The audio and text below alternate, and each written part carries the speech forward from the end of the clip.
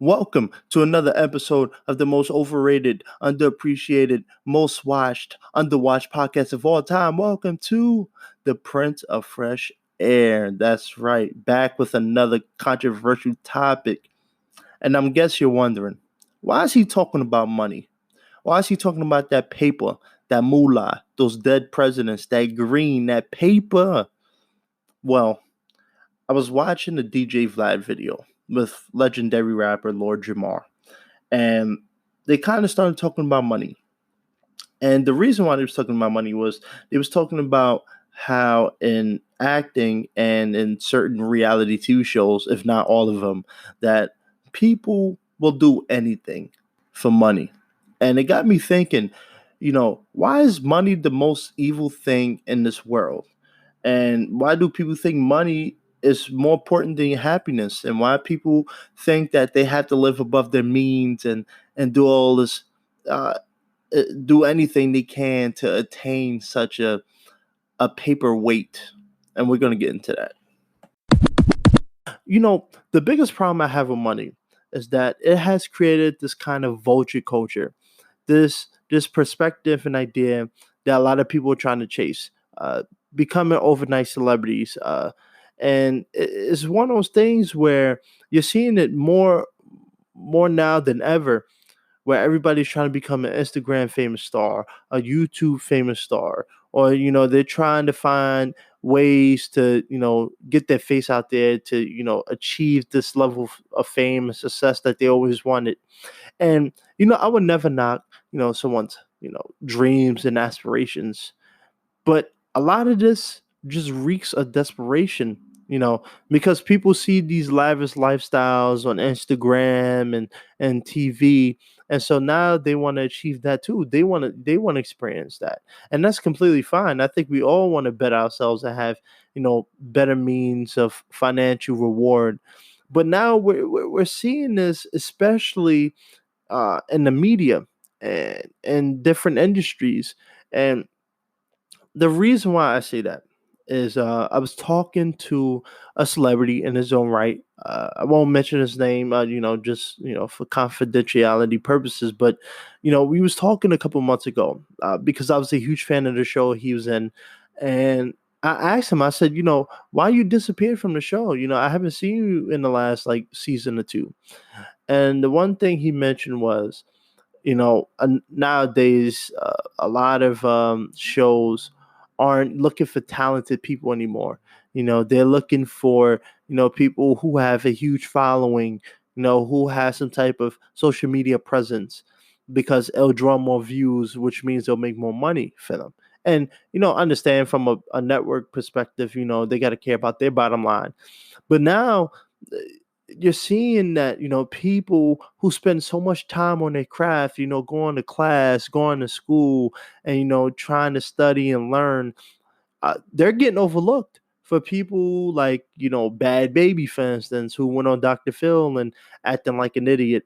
And look at her now; she's a famous quote unquote rap artist, and she's in the mix with all these big profile rappers, and I'm sure she's living very large and she's having a good time, and that's not a knock on her. I would never tell someone that their success is a problem, but you're seeing a evident growth and a demand that you have to have a big following count. And so people are buying fake followers, buying fake listens, and all this nonsense. And it's become such a terrible uh, competition. This idea that you have to be a celebrity to be a star in order to live life. Reality TV shows is the biggest culprit of them all.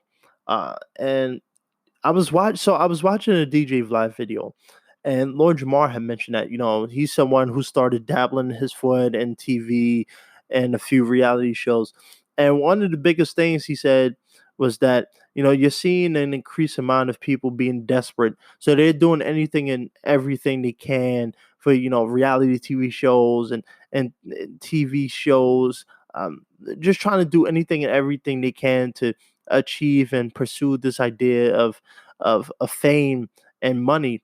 And so, one of the big examples I'm gonna use is a show called Flavor of Love. If you don't know what Flavor of Love is, you're missing out. And let me tell you, you're about to hit it straight from the source. Reality shows is scripted. That's right. You heard it. You heard it straight from me. And a lot of people might not know that. Some people do. Um, but reality shows is scripted for entertainment. You think a lot of these celebrities and people joining these casts are doing it, for the drama and all this nonsense. No, they a lot of times they just doing it for exposure and money. And so Flavor of Love, if you never heard of it, it's a show from like 15 years ago. It's a show that was airing on VHL when I was in like elementary school. And so Flavor of Love followed Public Enemy rapper Flavor Flav. And by all accounts, one of the most ugliest people you ever see in your life. And that's not a joke. If you don't believe me, look him up. You will be horrified. And you'll be like, really? This guy? This guy? Luckily, he had money. Um, but anyway, so this show was basically it was following him, and there was 20 women that he was going to choose one out of the 20 women to be the love of his life. Obviously, I mean, it's a reality show. Most reality shows follow this format. But the one thing that stuck out to me the most was how the women were portrayed in the show very just like disgusting. And so it was very contrived. A lot of the plots were obviously just, you can tell were just done for shock value and for all this other garbage. But it was just the portrayal of women in the show. And it's one of those things where, a lot of people were going to say, yeah, well, they knew what they would get into and stuff like that. But it was just disgusting to see, how they portrayed, mostly women of color. They were loudmouth, everything was hanging out, they didn't really take care of themselves, everything. They had these abrasive attitudes and abrasive personalities. And it was just a disgusting portrayal of women. But it's one of those things where you watch these shows, you're like, man, the things that people will do just to, get their face out there in front of the media is absolutely insane. And it's not a thing I'm gonna knock someone for going out, get that money, but it's a big problem. People are doing these absolutely stupid shows. Most reality shows are absolutely just it's just cringeworthy, and it's becoming popular for people just to do these shows for the money. And you can just see the desperation that just reeks off the camera, where people are honestly just in it for the free trips, for the money, and for fame and exposure. Because a lot of times, depending on the success of the show, almost everybody in the show blows up. Sometimes more often, one or two people than not.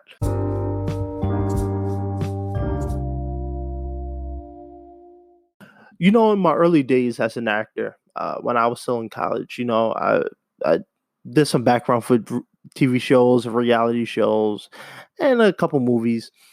And during that time, I was fortunate enough to get called in for some reality shows that I applied for. And so when you first get it, you think, oh yes, this could be my big break. This could what I've been waiting for. And obviously when you go in, you are absolutely shocked. And I will say uh, that it is probably the most frustrating, annoying, uh, heartbreaking thing I've ever had to deal with. Worst casting call I've ever been on. And if you've ever been to one, you know exactly what I'm talking about, because it's not like a TV or movie audition where the director wants to get to know you personally, and it's a very selective pool of people. Yes, they might see a lot of people, but the difference is like reality TV shows. I mean, think about this. There's over 1,000 people trying to be seen, and you're squeezed in a small room, and it's hot. And especially if you're coming from a major city like LA or New York, where the weather can be brutal sometimes. Imagine be stuck in a room with a bunch of egos and people being tryhards, and and let me know what you think of that. Just the idea of that just sounds terrible. And it was one of those things where I wouldn't even wish it. I don't think I would be that desperate enough to do another one again. And all for, a 10-second audition that you're gonna be sitting in a hot room for 6 7 hours. I remember one that I went on to, I think the very first one I went to, it was fun. It was a little chill, so I got to meet a few people, obviously people who weren't snobby, but it was one of those things where people got up early in the morning at 8 in the morning, and they were still there at like 4 p.m. just to be seen. And I left. I was just like, I can't do this. I'm not that desperate. I'd rather just go to more conventional means if I have to, because you meet people there who just so full of themselves, a bunch of tryhards, a bunch of people who just reek of desperation, who will do anything in front of these casting directors to get their face out of. And that's not a knock on reality shows, because you see it in movies and TVs too. As someone who's been on the side of both of them, TV and film, people are just as desperate too. You know, it brings me back to a conversation I had with my agent, and one of those things where when I was filling out my casting profiles, you have to think about one of the questions they usually ask you is, what are things you're not willing to do and stuff. And this comes back to integrity. You know, at what line do you draw? All right, I'm not gonna compromise my morals for a dollar amount. And so one of the things that Lord Jamar had mentioned was that, people out here doing things that they don't really need to, or, don't really feel comfortable doing, but they do it anyway because they realize, like, oh, this might be the thing that, launches my career. And, I had to do this to, get to a certain level of success, to, get that money. And unfortunately, it's increasingly popular in the entertainment and music industry, uh, and it's a sad thing uh, that people will compromise their own morals and own dignity, um, and, this is how people get taken advantage of. I mean, there's a reason why there's people out here like Harvey Weinstein, because they know that people are desperate, and that's no way in shape or form endorsing what he's done. But from personal experience and meeting people, eh, it's sad to see the things that people are willing to do and the lengths they will go to achieve this kind of success.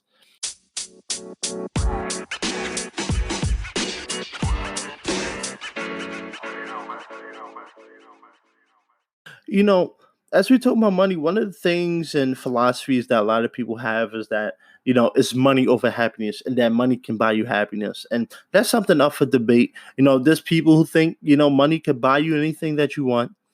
And there's some people who think money can only do so much in this world for your life. And I firmly agree with that. And it got me thinking about an interview I watched not so long ago, Bill Gates.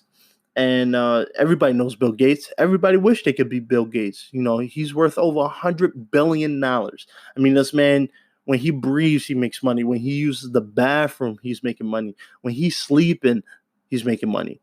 And one of the common questions he always gets in interviews is, how happy are you? What is it like being worth so much money? And very calmly, he says, nothing. It doesn't change anything. I'm a happy man.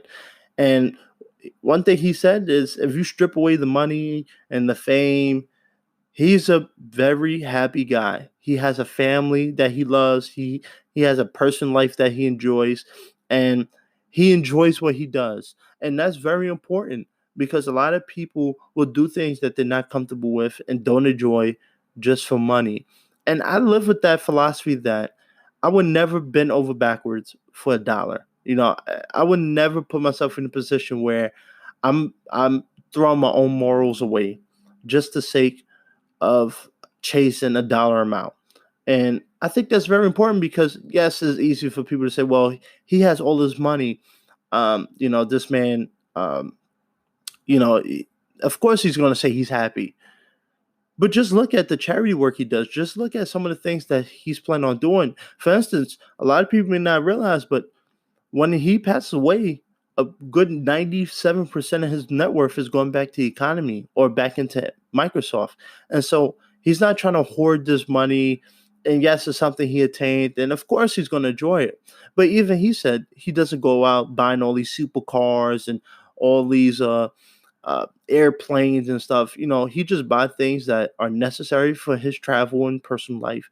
And maybe once in a blue moon he'll spoil himself. He mentioned besides the airplane he bought for personal travel for work, that the most luxurious thing he's ever bought was a supercar, a sports car, when he was younger, in his 20s, early 30s, and that's it.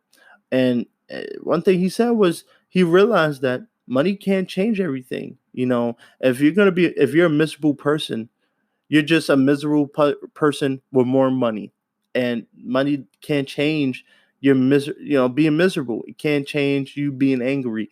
It can't change you being depressed. And you have to take that in consideration. You got to, take care of your mental health, your physical health. You know, spend some time going to the gym. Spend some time reading a book. Go for a walk. Take care of yourself, because yeah, you can buy that Camaro that you always wanted.